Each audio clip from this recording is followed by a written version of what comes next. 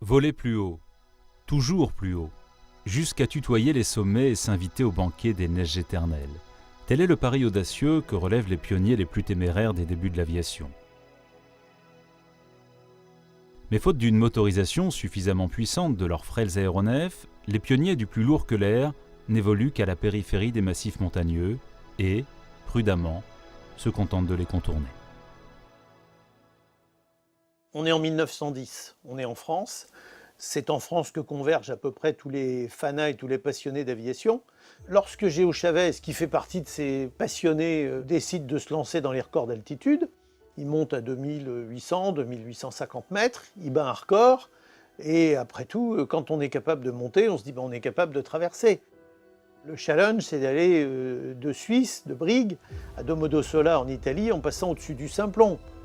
2000 mètres, 2200 mètres, ça devrait le faire, avec son avion qui est quand même un peu en camelote. Toujours est-il que l'avion se brise à l'atterrissage et que le pauvre va mourir peu après. L'exploit de Chavez, c'est pas tellement qu'il a réussi à s'affranchir de choses très complexes, c'est qu'il s'en est affranchi parfois sans les connaître. On connaissait très peu les problèmes d'hypoxie, c'est-à-dire la respiration et l'oxygénation du pilote. On connaissait très peu l'aérologie en montagne. On connaissait évidemment pas grand-chose sur la résistance des matériaux, de l'avion, etc. La navigation en montagne, n'en parlons pas, on ne connaissait pas. La puissance nécessaire pour monter à certaines altitudes et donc la richesse du mélange du carburant nécessaire au moteur, c'était très empirique. Les pilotes qui vont le suivre dans les années qui vont suivre, quand on va monter beaucoup plus haut, quand on va faire des distances plus grandes à haute altitude, là, il va falloir vraiment tenir compte de toutes ces questions. Après Géo Chavez, il va y avoir une tentative pour traverser les Pyrénées, et c'est alors un pilote suisse, Oscar Bider, qui va y parvenir, mais il a déjà l'expérience de Géo Chavez, et l'avion qu'il utilisait, c'était un avion qui était un peu mieux motorisé. Peu après, Jean Bielovucci va parvenir avec un Henriot de 80 chevaux à faire une traversée des Alpes. Mais 80 chevaux par rapport aux 50 chevaux de Géo Chavez, ça change déjà beaucoup de choses. Quelle que soit la puissance du moteur de son appareil, le pilote doit avant tout composer avec les caractéristiques particulières des massifs montagneux. Courants ascendants ou rabattants, turbulences et remous exigent la plus juste appréciation de l'environnement dans lequel il évolue. En ce début des années 20, Joseph Thoré, vélivole chevronné, s'attache à formaliser les lois encore peu connues de l'aérologie. Joseph Thoré est un Jurassien qui a été un des premiers pilotes de la Première Guerre mondiale, un des 500 premiers, et qui dès le début a profité de l'aérologie parce qu'à l'époque les moteurs tombaient en panne, donc dès le départ il se posait moteur hélice-calé. Et Thoré a continué à garder cette spécialité, ce qui fait qu'il participait à de nombreux meetings aériens et il se posait systématiquement moteur hélice-calé. Et il était connu pour ça. Donc 1923, Thoré concrétise ses études en passant au laboratoire Eiffel où il va étudier l'influence du vent sur les reliefs. Il obtiendra un prix de l'Académie des sciences pour ses travaux. Et il a ensuite appliqué toutes ces théories pour développer le travail aérien en montagne. Il a été le premier à utiliser des avions au-delà de leur limite d'altitude. En 1926, vous aviez le laboratoire Valo, qui est sur le glacier du Mont Blanc, qui avait un problème d'approvisionnement. Le propriétaire de ce laboratoire, M. Dina, a demandé à Joseph Thoré d'approvisionner son laboratoire avant l'arrivée de l'hiver. Thoré a mis au point des systèmes de caissons sous le ventre de l'avion qui permettaient de larguer à chaque passage un colis. Donc ça, c'est le premier cas de travail aérien spécifique, et c'est Joseph Thoré qui l'a mis au point et qui l'a développé.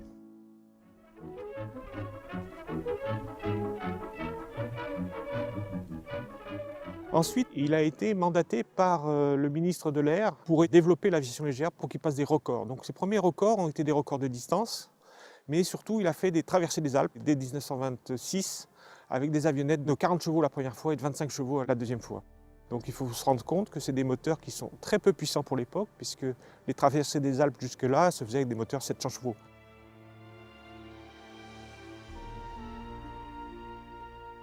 Ensuite, Thoré, quand il s'est rendu compte de l'intérêt de voler en montagne, a développé avec Air Union les premières sociétés de tourisme aérien en montagne. Donc là, il a créé des terrains au pied du Mont Blanc et il emmenait des touristes sur des avions tels que des Samsung 2A2, ensuite des Farman Goliath. Sous d'autres latitudes, entre Argentine et Chili, l'aviation de montagne écrit les pages les plus héroïques de son histoire. Déjà, en avril 1921, l'intrépide Adrian Bolland réussit le défi incroyable de franchir la cordillère des Andes à bord d'un caudron G3 de 80 chevaux. Dans son sillage, les pilotes de la ligne aéropostale, déjà rompus au franchissement des Pyrénées et des Sierras espagnoles, bravent tous les dangers pour faire passer le courrier à travers les Andes. Ils exploitent la moindre opportunité que peuvent offrir les courants ascendants, Jean Mermoz témoigne. J'avais reçu de l'aéropostale la mission de passer du Chili en Argentine en franchissant la partie nord de la cordillère des Andes jusqu'alors mal explorée. C'est ainsi qu'un jour de février, je décolle de Copiapó avec Colno sur mon Laté 28. Le ciel est clair, l'avion s'élève. Droit devant nous, la muraille des Andes.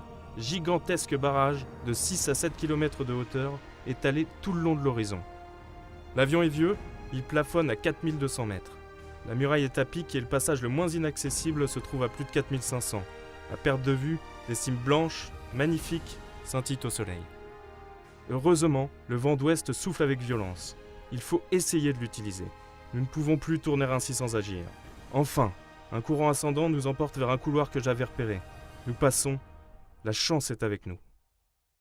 En 1932, Joseph Torré crée un premier centre de formation de vol en montagne à Challes-les-Eaux, la fameuse école des remous. En initiant la politique de l'aviation populaire, le ministre de l'Air Pierre Cot favorise la pratique du vol à voile et l'apprentissage du vol en montagne auprès d'une nouvelle génération. Au seuil des années 50, les spécialistes du pilotage en montagne, tous suisses ou savoyards, se comptent encore sur les doigts d'une main. L'intensification du trafic aérien au-dessus des massifs montagneux et le développement de l'alpinisme de loisirs vont mettre leurs aptitudes à contribution dans un nouveau rôle. 1946, il y a du transport aérien qui existe. Il y a des avions déjà gros, le DC-3, enfin le C-53 en l'occurrence. C'est un avion de 20-30 places, quoi. C'est quand même un avion déjà important qui survole des quantités de zones montagneuses, dont les Alpes. Et donc le jour où cet avion, pris dans le mauvais temps, qui a essayé de se faufiler, qui sans doute a dû tenter d'aller jusqu'à Genève, finit par s'écraser en montagne, on est à 3300 mètres d'altitude, et c'est là que deux pilotes qui ont l'expérience du Fizzler-Storch et qui se sont déjà posés à ski avec leur Fizzler-Storch, mais en plaine, vont faire dégager une petite zone et puis vont venir chercher les passagers un par un et les redescendre dans la vallée. C'est le premier sauvetage en montagne grâce à l'aviation. Et en même temps, c'est une utilisation qui s'avère efficace du ski et de l'avion. En se posant en altitude sur une surface glacée et enneigée, ces deux héros renouvellent, 3 décennies plus tard, l'exploit réalisé par leur compatriote François Durafour sur le Dôme du Goûter en 1921. Une manœuvre des plus périlleuses, car l'atterrissage sur le flanc des montagnes nécessite une technique particulière d'approche et un équipement approprié. Et c'est à partir de là que des gens comme Hermann Geiger et quelques autres, Henri Giraud, vont développer la technique du vol en montagne, c'est-à-dire un avion, des skis qu'on peut descendre pour pouvoir poser sur de la neige, et puis connaître l'aérologie, connaître la neige, l'épaisseur de la neige, la dureté de la neige, savoir sous quel angle il faut l'attaquer. On va inventer l'atterrissage et le décollage sur les pentes. Sauf que l'atterrissage et le décollage sur les pentes, ça va obliger à inventer aussi une autre technique qui est je me pose dans la pente, je monte, ça me ralentit, donc j'ai besoin de très peu de terrain. Mais si je reste comme ça, j'y suis pour jusqu'à la fin du monde. Donc ça veut dire qu'on va utiliser son moteur quand on a enfin à peu près réduit la vitesse de son avion pour se remettre tout de suite en position de départ et être prêt à redécoller dans la pente, donc avoir moins de puissance à utiliser pour pouvoir reprendre de la vitesse et décoller. Hermann Geiger, lui, il va continuer tout de suite. Il a compris qu'il y a quelque chose à exploiter. Donc il va créer une compagnie assez rapidement qui s'appelle Air Glacier. Il va créer une entreprise de transport de matériel, de fret, en montagne. Et il est basé à Sion, il va aller jusqu'à 7 à 8 avions dans sa société. Il a des pilotes qui travaillent pour lui. Et donc, ils prennent l'habitude de faire soit du largage de charge, soit de l'atterrissage en montagne, à ski, avec des charges. Et il est bien évident qu'à partir du moment où ils s'entraînent à cette activité, où ils ont de l'expérience sur cette activité, ils vont pouvoir, lorsque des accidents se produisent en montagne, être sollicités par les services de secours pour venir rechercher des blessés et les évacuer. Et donc commence ainsi le secours en montagne grâce à Hermann Geiger, qui va être un des premiers Saint-Bernard aériens de la montagne. Le savoir, il faut arriver à l'acquérir. Il a fait plus de 15 000 atterrissages en montagne, Hermann Geiger. Il a vraiment acquis de l'expérience. Donc il en a fait profiter à des gens pour qui ça présentait un intérêt, des pilotes de plaine, des pilotes suisses de Sion et de la région de Sion, ou des gens de la montagne qui voulaient apprendre à se poser en montagne. C'est ainsi que parmi ses élèves, il a eu Henri Giraud, qui est un des plus célèbres pilotes de montagne, mais on en a eu quelques-uns, on a eu Nano Chapelle, on a eu Collot, Jacques Brun à Megève, enfin des gens comme ça, et qui sont des gens qui ont vraiment acquis une connaissance de la montagne, une connaissance du pilotage en montagne, et qui sont devenus des maîtres d'école, permettant de fabriquer une population de pilotes de montagne, parce qu'il ne suffit pas d'être venu un jour et d'avoir appris, il faut revenir et s'entraîner et continuer. Et pour devenir instructeur, il faut entretenir cette compétence sans cesse. Perfectionnant sa technique d'atterrissage sur des pistes toujours plus hautes et toujours plus courtes, Henri Giraud entre dans la légende en réussissant le 23 juin 1960 à poser son chouka sur le sommet du Mont Blanc, événement unique à ce jour. Le Mont Blanc, comme un point de repère, comme un cap à suivre dans l'aventure du vol de montagne. Ce 6 juin 1955, c'est un hélicoptère, un Bell 47, qui éprouvant son moteur à piston de 200 chevaux, se pose sur le toit de l'Europe. S'ensuit la première évacuation sanitaire depuis l'Observatoire Valo, en Alouette 2, en juillet 1956. Il s'agissait d'une opération scientifique qui était conduite au-delà de 4000 mètres, aux alentours de l'Observatoire Valo, c'est-à-dire qui se trouve sur le dôme du Goûter, sous le Mont Blanc, déjà donc très haut, et dans des conditions, comme je le disais, d'aérologie et de température très très froide. Lors de cette opération, il y a eu un blessé. Les hélicoptères étaient déjà sur place puisqu'ils assuraient le soutien logistique de la manip, et ils ont donc réussi à redescendre le blessé en Alouette 2 jusqu'à Chamonix.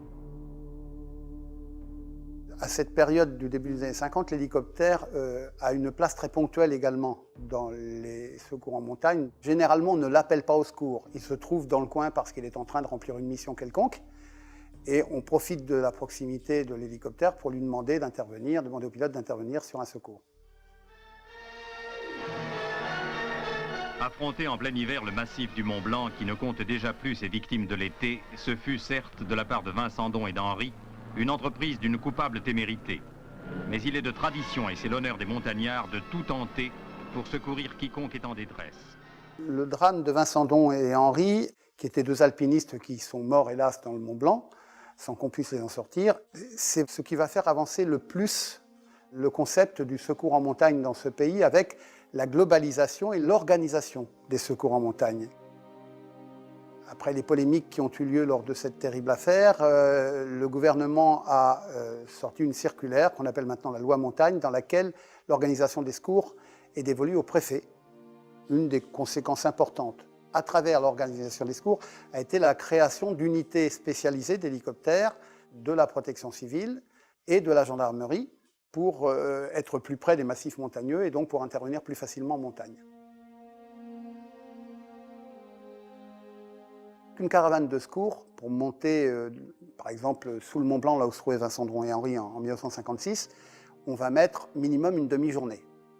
Si les conditions sont bonnes, on peut même mettre une journée. L'Alouette 2 a permis de se poser plus haut pour déposer des sauveteurs, aller chercher dans une paroi un alpiniste blessé, le redescendre jusqu'à un endroit où la machine pouvait se poser ou faire un appui-patin sur le rocher.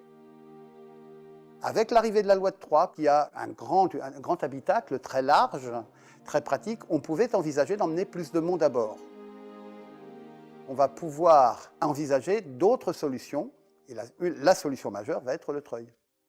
Le treuillage n'est pas quelque chose de commun, c'est une opération délicate. D'abord parce que pour le treuillage, l'hélicoptère doit être en vol stationnaire, complètement immobile, autant en hauteur qu'en dans le plan horizontal. Le pilote doit pouvoir maîtriser cela dans des conditions aérologiques dont je rappelle que c'est celle de la haute montagne, avec beaucoup de vent, des grosses difficultés. L'Alouette 3, ça a été l'appareil du sauvetage. C'est l'appareil qui s'est imposé dans le sauvetage aérien. Cette machine qui est derrière moi a été l'outil de 16 087 sauvetages en 32 ans de carrière dans le massif du Mont-Blanc, ce qui est énorme. Et elle a été très difficile à remplacer, cette Alouette 3. Finalement, le C-145, qui est un appareil très différent puisqu'il est beaucoup plus lourd, beaucoup plus grand, il est bimoteur de surcroît, et il a des capacités, effectivement, que n'avait pas l'Alouette 3, qui lui permettent d'être plus performant dans nombre de situations. Le secours aérien en montagne, dans son volet hélicoptère, est géré principalement quand même par deux grandes entités, qui sont d'une part la gendarmerie avec ses forces aériennes, d'autre part la sécurité civile avec son groupement d'hélicoptères. Les deux ensemble disposent en gros une dizaine de bases sur le territoire, dans des régions de montagne, avec des machines qui sont toutes des EC-145. Le vol de montagne, c'est un mélange de technicité et peut-être un peu d'art. Pourquoi est-ce que les premiers ont volé? Ils ont volé parce qu'on était dans ces situations un peu particulières de sport, des débuts de l'aviation, où on voulait faire des choses que d'autres n'avaient pas fait. Ça a été le premier franchissement des Alpes, son pilote en est mort. Ça a été la mise au point de techniques un peu plus précises. Ça a été ensuite le franchissement des Pyrénées dans des conditions effroyablement dangereuses par l'aéropostale. Et puis petit à petit, ça a été le franchissement des Andes avec les exploits de Mermoz, de Guillaumet, mais avant eux d'Adrienne Bolland. Donc toute une histoire où l'exploit était fait pour voyager, ou était fait pour acheminer le courrier, ou était fait pour acheminer des gens. Et je pourrais citer au compte de ces exploits l'alimentation à naissance des tigres volants du général Chennault en survolant l'Himalaya dans des DC-3 non pressurisés et qui étaient près de leur plafond de vol. Et puis, on a connu après une autre période. Monter haut, survoler les montagnes, après la Deuxième Guerre mondiale, c'était devenu facile. En revanche, il y avait toujours des gens qui se tuaient en montagne pour aller faire du ski, de l'alpinisme, enfin des activités sportives. Et la montagne est un lieu de sport, mais reste un lieu dangereux. Comment aller les sauver? Il y a toujours une tradition de sauvetage en montagne. Mais enfin, avec l'avion sur ski, puis avec l'hélicoptère, on avait un outil pour faire ça. Et donc, ce vol de montagne, qui dans ses débuts était un vol de transport, est ensuite devenu autre chose, une autre spécialité de l'aviation, qui est un vol de sauvetage. Et au fond, pour l'aviation de montagne, il faut vouloir, il faut avoir la passion, il faut en rêver, mais il faut aussi avoir bien compris des phénomènes qui n'existent que dans la montagne, qui sont des phénomènes qui peuvent être extrêmement dangereux. Et donc c'est un mélange d'une approche intellectuelle de gens éduqués et en même temps d'une approche esthétique et sportive de gens passionnés.